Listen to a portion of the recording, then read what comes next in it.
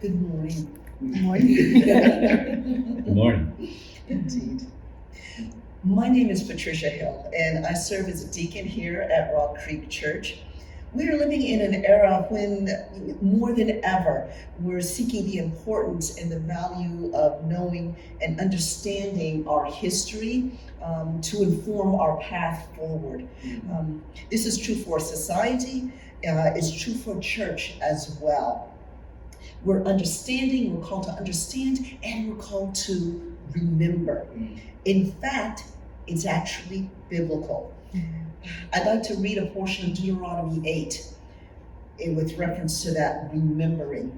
Deuteronomy 8, starting at verse 1, says, "The whole commandment that I command you today, you shall be careful to do, that you may live and multiply, and go in and possess the land that the Lord swore to give to your fathers.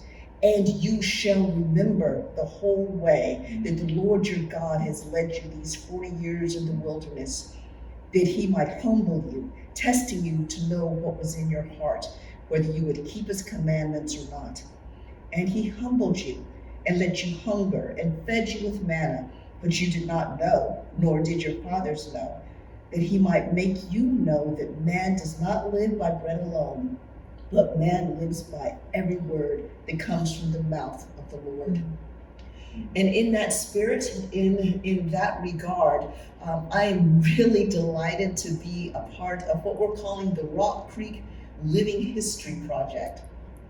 I have with me to share their experiences and their wisdom two couples, the Ducharmes and the Brubakers, who have been pillars of this church community collectively for more than 40 years. Both of these couples have been through the metamorphosis of this church, this local body, from Montgomery Community Church to Montgomery Evangelical Free Church, and finally to Rock Creek Church. Those different names, those different identities, and 4 different pastors. So these folks have seen an awful lot about history of this local community. They have an awful lot of things to share, and we are delighted that all of them are here. I'm going to introduce them very briefly, and then we're going to go ahead and get started. Stephen Ducharme, right here, is from Weymouth, Massachusetts. Did I say that properly? Weymouth. Weymouth, okay. Okay, I know people have a particular way of saying those things, okay. And that's where he's from. And his wife, Estelle, actually grew up in several different places in the Northeast. They've been married for 46 years. They have 3 children, 2 daughters and 1 son, and they have 4 grandchildren. In his work life, Steve's been the quintessential computer software guy, working both in government and in private capacities. And Estelle has worked as a social worker and a professional counselor. And on this side, I have both Dale and Sandy Brubaker. Indeed. Both Dale and Sandy were born in Lancaster County. Now, is it Lancaster or Lancaster? Lancaster. Okay, I'll let you go with that. Right. In Pennsylvania. They've been married for 50 years, and they have 4 adult children and 3 grandchildren. Dale has worked as a maintenance staff at Washington Bible College.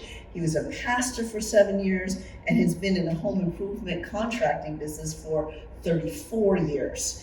And Sandy has been a stay-at-home mom who homeschooled and also worked in various office capacities in her later years. And she still does the books for Dale's business and keeps them straight. Indeed. Keeps me out of jail. Right. And with that, I want to get started with some of the questions that we have for you. First question is this, what brought you to Rock Creek? I'm going to start with Estelle and Steve. What brought you to Rock Creek Church many years ago? Well, we were in a small group, and there was a couple named Rick and Betty Daniels in the small group. We'd been church shopping around and different things. We even had a home church, and they said, well, we're going to this new church that was in an elementary school. And they said, why don't you come?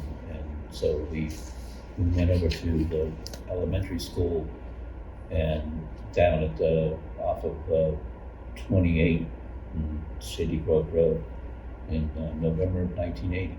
November of 1980.